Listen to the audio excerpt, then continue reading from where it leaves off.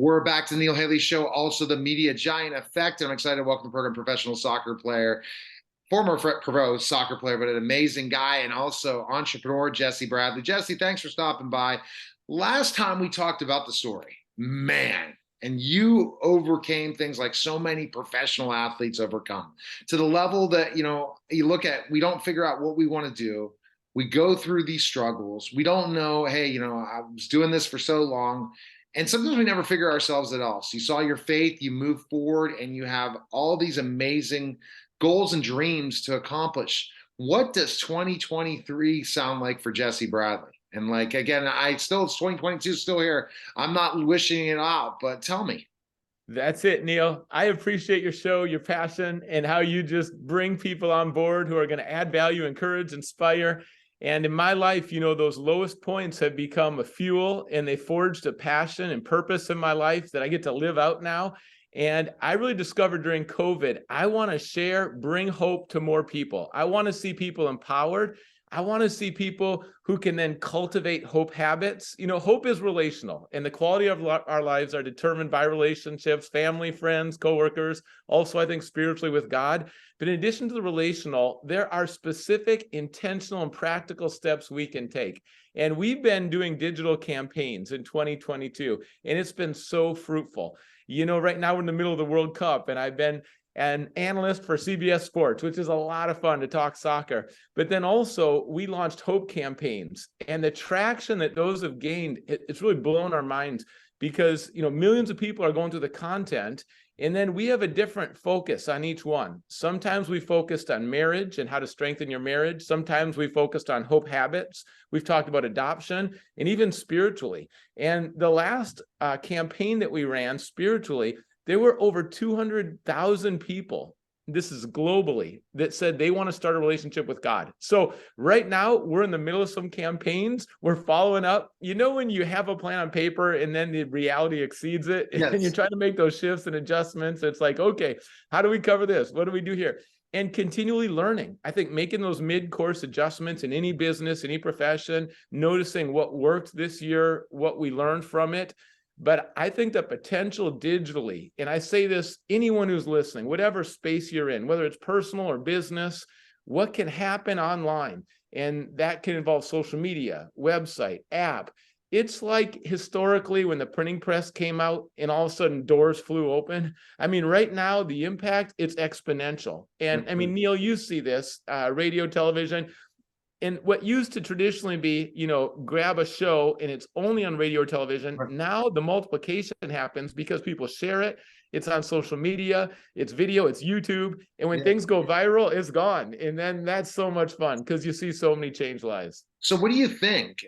You talk about the goal in the campaign. So what do people you're setting up for the campaign? Is it for an event? What is it, Jesse? Yeah, we believe hope has a lot of different ways that it can play out in people's lives, and we think local and global. So we're very involved in Seattle. We have a lot of different events. We have a lot of resources we give away. And then globally, we're tackling different initiatives. Like we're sponsoring kids in Cambodia so they can have their needs met. We're also providing clean water in Africa. We're collaborating with World Vision. So, hope has practical expressions. We want to see everyone have clean water in Africa by 2030. So those are some big picture goals. You start out, build on islands of strength, more victories, and then there's momentum, more people get involved. Collaboration and partnerships are where it's at. And then in addition to that, we're providing free content for people because people want things on their phone. They want it convenient. They want videos. Right now, shorts are king as well, so less than a minute. But we provide practical stuff, and we create a new website, jessebradley.org, revivinghope.com, either one. People can go there, and everything's free. People want free resources. So we have a 30-day Strengthen Your Marriage free video course. We have a free course, 7 days, and those 7 days, one habit each day, and it's reviving hope in people's lives. And they're things that are practical. They can do it. I say this 4 stages with learning a new habit so people won't get discouraged because it doesn't always just click in. I know January comes, people have some resolutions, new habits. The first one is unconscious incompetence. You don't know what you don't know, right? Some habits you didn't even know they'd be good for you, they exist. And then the next step is you have conscious incompetence, meaning you start to try it and you just can't get it. And then you have conscious competence. We're starting to learn it. You got to be really intentional, focused, but it's starting to come. And then you have unconscious competence where it's natural. It's like tying your shoe.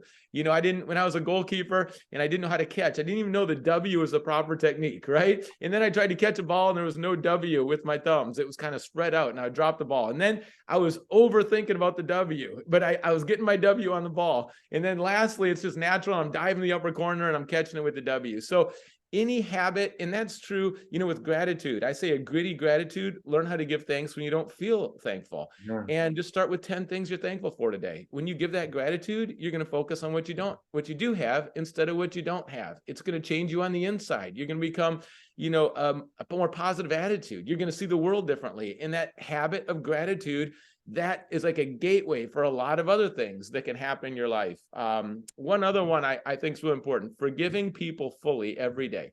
Don't let the sun go down with resentment and bitterness. That's poison for you. Don't carry it.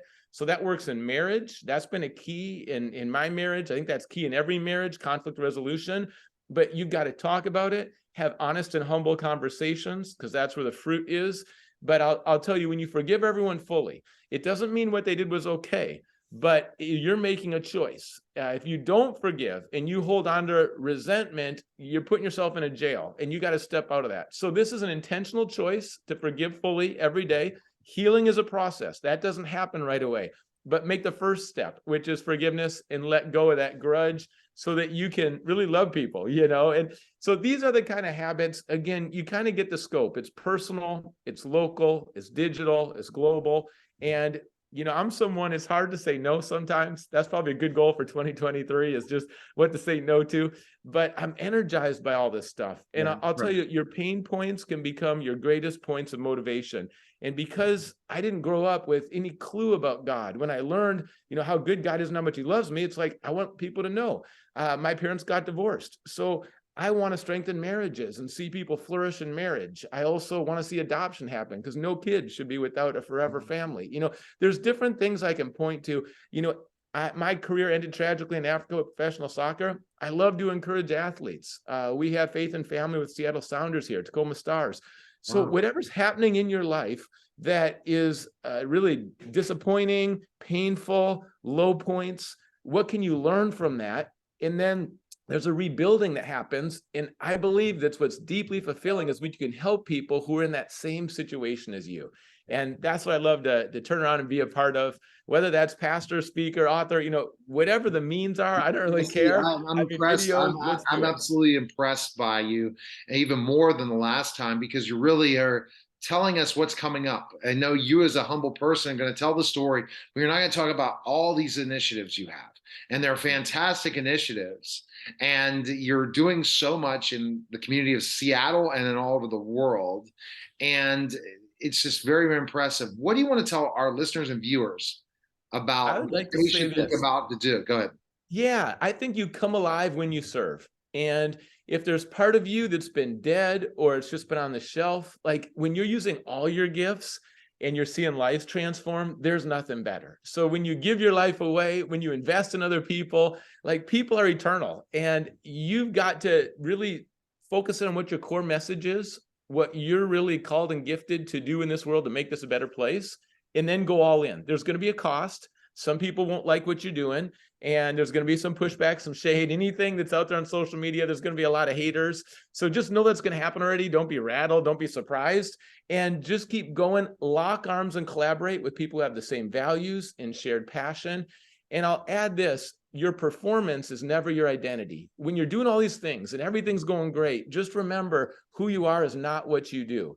And, you know, my identity shift was from soccer and academics and achievement into just knowing I'm loved by God, and that security and that freedom that comes when you know that, I mean, for me, I decided to follow Jesus at Dartmouth College. Never read the Bible before that. It was kind of radical change in my life, but I'll tell you, that relationship, it touches everything I do. It's not compartmentalized into like one day, 1 hour, one building.